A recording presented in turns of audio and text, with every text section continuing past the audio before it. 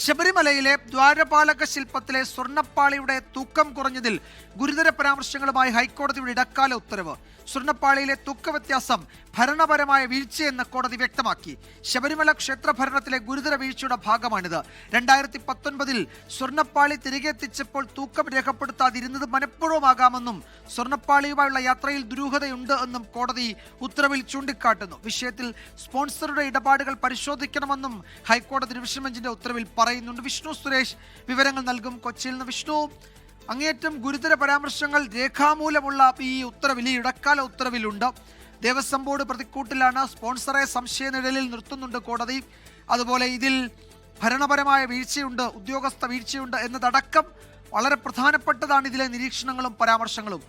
എന്തൊക്കെ കാര്യങ്ങൾ കോടതി സൂചിപ്പിക്കുന്നു? എന്താണ് കോടതിയുടെ ഈ സംശയത്തിന് മുഖ്യ കാരണമായി ഉത്തരവിൽ പറയുന്നത് വിഷ്ണു?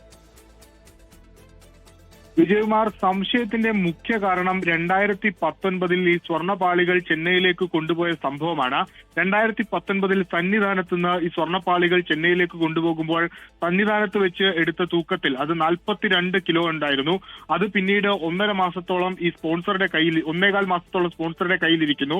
അതിനുശേഷം ഇത് സ്മാർട്ട് ക്രിയേഷൻസ് എന്ന ചെന്നൈയിലെ സ്ഥാപനത്തിൽ എത്തുന്നു. അവിടെ വെച്ച് തൂക്കി നോക്കുമ്പോൾ 38 കിലോ ആയി ഇത് മാറുന്നു. അതെങ്ങനെ സംഭവിച്ചു എന്നുള്ളതാണ് ഹൈക്കോടതി ആവർത്തിച്ച് ചോദിക്കുന്നത്. 4 കിലോയുടെ കുറവാണ് സംഭവിച്ചിരിക്കുന്നത്. അത് തിരികെ ഈ പണിയെല്ലാം പൂർത്തിയാക്കി തിരികെ സന്നിധാനത്തേക്ക് എത്തിച്ച ഘട്ടത്തിൽ ഉദ്യോഗസ്ഥരുടെ ഭാഗത്തുനിന്ന് അത് തൂക്കി നോക്കാതെയാണ് അതവിടെ ഫിക്സ് ചെയ്തതെന്നും ഹൈക്കോടതി പറയുന്നുണ്ട്. അങ്ങനെ തൂക്കി നോക്കാതെ അത് ആ വിവരം മഹസറിൽ രേഖപ്പെടുത്താത്തത് എന്തൊക്കെയോ മറക്കാനുള്ള ശ്രമത്തിന്റെ ഭാഗമാണ്.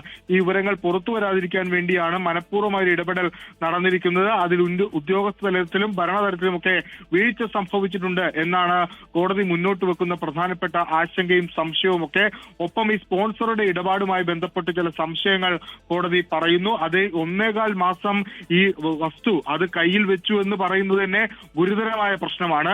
അത് പോരാഞ്ഞിട്ട് ഈ തിരികെ നൽകിയത് ഇത് കോപ്പറും ചെമ്പും അതോടൊപ്പം തന്നെ സ്വർണവും തമ്മിലുള്ള മിക്സ് ആണ്. പക്ഷേ കോടതി തന്നെ നിരീക്ഷിച്ച് പറയുന്നത് ഇത് കാണാതാകാം. ഈ 4 കിലോയിൽ കുറവ് വരാനുണ്ടാകുന്ന ഒരേ ഒരു കാരണം അത് സ്വർണം പൊതിഞ്ഞത് മാത്രമാണെന്ന് കോടതി പറയുന്നുണ്ട്. ഒപ്പം തന്നെ ഇത് തിരികെ എത്തിച്ചപ്പോൾ അത് മറ്റ് കോപ്പർ പാളികളാണോ എത്തിച്ചത് എന്നുള്ള സംശയം കോടതി പ്രകടിപ്പിക്കുന്നു. വിശദമായ അന്വേഷണം, അതായത് ഈ 2 വിഷയത്തിലും, ഒന്ന് ഈ സ്പോൺസറുടെ കാര്യത്തിലും മറ്റൊന്ന് ഇവിടെ നിന്ന് കൊണ്ടുപോയി ഇതിന്റെ തൂക്കം കുറഞ്ഞ കാര്യത്തിലും, രണ്ടിലും വിശദമായ അന്വേഷണം നടത്തണമെന്നാണ് ഹൈക്കോടതി Devaswom bench chief security vigilance ഓഫീസർക്ക് നിർദ്ദേശം നൽകിയിട്ടുള്ളത്.